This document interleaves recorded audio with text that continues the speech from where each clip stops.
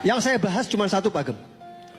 Yang saya suarakan adalah kasus intoleransi yang memberikan pelayanan kepada jemaat Kristen, jemaat umat Kristen yang mengalami persekusi, yang ditolak gerejanya, yang dibebanin ibadahnya. Kenapa saya harus mau bilang terima kasih banyak untuk ngasih ke saya kesempatan untuk kesaksian di gereja yang wow.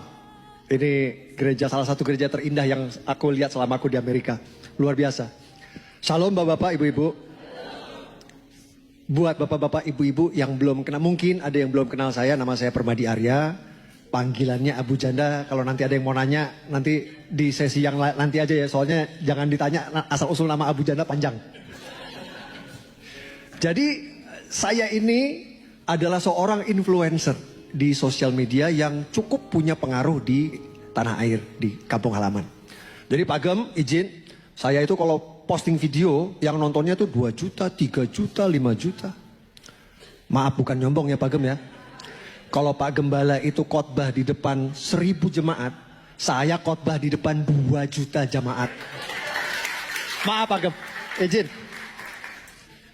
Selama 3 tahun ini Pak Gem, yang saya suarakan cuma satu. Jadi Bu, saya nggak pernah bahas politik saya. Saya nggak pernah bahas MBG, Fufu Fafa, ijazah palsu, nggak pernah.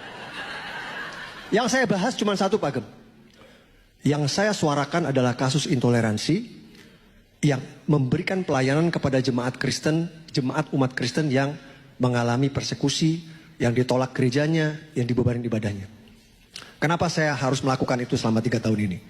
Jadi mungkin Bapak, Ibu-Ibu ada yang kurang update mungkin sama situasi di tanah air. 3 tahun terakhir ini, Bapak, Ibu-Ibu, Kristen fobia itu atau sentimen anti-Kristen lah, itu lumayan parah di negara kita. Tidak di semua wilayah, of course, Pak Gem. Wilayah tengah, wilayah timur lumayan kondusif. Banyak kasus intoleransi itu terjadi di waktu Indonesia bagian barat, di WIB. Jawa Barat, Banten, Lampung, Sumatera Barat, Riau, Sumatera Utara, sama yang paling ujung saya nggak usah sebut namanya lah, kalau udah no comment lah gitu kan. Jadi mungkin nih umat Islam di provinsi-provinsi ini mungkin memang lebih keras, lebih fanatik dan lebih keras gitu. Mungkin bapak-bapak, ibu-ibu itu kalau ingat setahun yang lalu, belum lama, itu ada kasus yang lumayan viral itu. Yang terjadi, jadi anak-anak lagi retret Bu. Anak-anak lagi retret minggu pagi mereka nyanyi-nyanyi, retret, datang masa, dihancurin tempatnya Bu. Itu ada salib diturunin, salibnya dijadiin godam Bu. Kupra. Enggak lama dari situ Pak Gem, sebulan kemudian terjadi lagi di Padang. Sama. Jemaat sama anak-anak lagi doa, rumah doa. Mereka lagi doa. Itu warga datang, berhenti.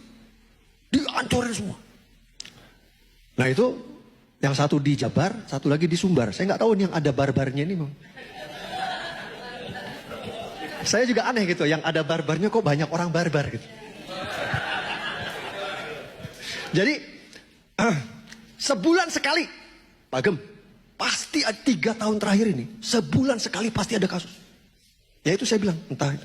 Karena kan kebutuhan untuk ibadah minggu ini kan sesuatu yang sangat, ya biasanya dimulai misalnya ada satu komplek nih, di komplek ini ada 5 kepala keluarga orang Kristen. Mungkin mereka merasa, kita udah waktunya kita ibadah minggu nih, biar gak usah travel jauh-jauh kan, di komplek aja. Akhirnya ngumpullah mereka di rumah pendetanya kan. Ketika mereka ngumpul di rumah pendetanya, nyanyi-nyanyi, enggak, masih warga komplek. Digeruduk warga, berhenti. Gak boleh nyanyi-nyanyi ini, izinnya mana? Mereka selalu pakai istilah izin. Terus, apalagi, ibadah, gak boleh ibadah di sini, ibadah di gereja katanya. Atau banyak kasus juga misalnya ada jemaat, terus mereka udah kumpulin uang ya, ibu bapak. Terus mereka hanya beli satu tanah kan. Wah punya cita-cita kan. Udah dapat ngumpulin uang, beli tanah, udah lagi ngurus izin. Tiba-tiba warga dengar mereka mau bangun gereja, pasang spanduk gede-gede. Warga di sini menolak ada gereja di daerah ini.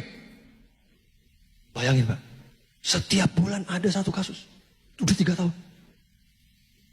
Jadi izin bapak-bapak, ibu-ibu, aku pengen bilang, you don't know how blessed you are. Bapak-bapak, ibu-ibu nggak tahu betapa diberkatinya kalian nih punya gereja yang bagus, punya Pak Gembala yang ganteng. Ngalahin Ari Wibowo gantengnya. Banyak saudara-saudara kita di tanah air yang belum seberuntung kalian. Mau ibadah minggu susah, mau apalagi mau ibadah minggu diusir-usir. Saya itu Pak Gem, di tanah air saya tuh whistleblower istilahnya. Whistleblower itu orang yang pertama kali memviralkan lah.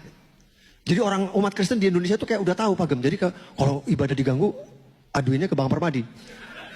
Jadi saya selalu terima yang pertama. Misal kejadian siang, saya di DM malam. Jadi siang kejadian, malam saya udah dapat videonya. Saya yang pertama, itu yang namanya istilah whistleblower. Saya posting videonya, biasanya saya sertai dengan sayanya ikut ngomong kan. Ini kejadian ini mana nih, saya tuh kesel, saya selalu kelihatan kesel kalau lagi. Gimana nggak kesel Bu? Maaf, ini kalau menurut saya ini primitif sekali ya.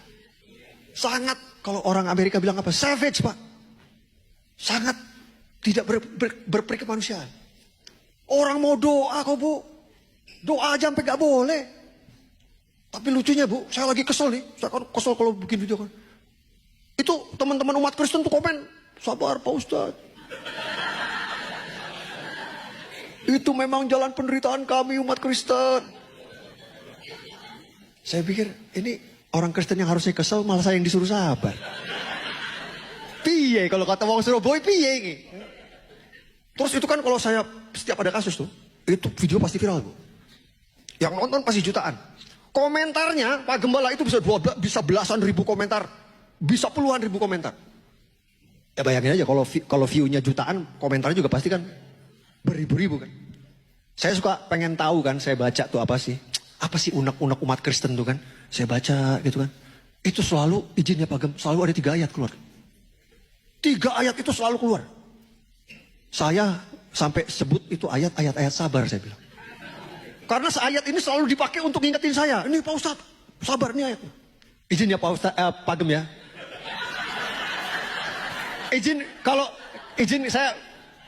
Kalau saya salah, mohon maaf. Maklum, nubi. Jadi yang 3 ayat yang selalu keluar itu 1, Yohanes 15:18. Jika dunia membencimu, ingat. Dia sudah dulu membenci aku. Keluar lagi tuh. Lukas 23:34. Bapak ampunilah mereka tidak tahu apa yang mereka lakukan. Keluar lagi satu lagi. Matius 16:24. Siapapun yang ingin mengikuti aku harus ikut memikul salib. Jadi gitu jelas ya Pak Ustadz ya. Jelas ya. Ini adalah cara kami untuk memikul salib. Untuk merasakan penderitaan Tuhan Yesus. Saya suka mikir. Ini sabar mulu. Kapan keselnya? Sabar mulu. Tapi Pak Gembala, ibu-ibu, bapak-bapak, dengan begitu banyaknya kasus intoleransi itu, dengan begitu banyaknya umat Kristen ditindas, dizolimi, dianiaya, sampai sekarang belum ada konflik Pak Gem. Itu karena kalian umat Kristen penuh cinta kasih. Jadi tepuk tangan dulu yang meriah buat kalian. Izin. Sebenarnya ceritanya masih panjang, tapi karena saya nanti di 3 sesi, jadi saya lanjut part 2 di sesi 2 nanti. Jadi kalau mau dengar lanjutan ceritanya, to be continue. Terima kasih. Wow, tepuk tangan yang meriah. Terima kasih.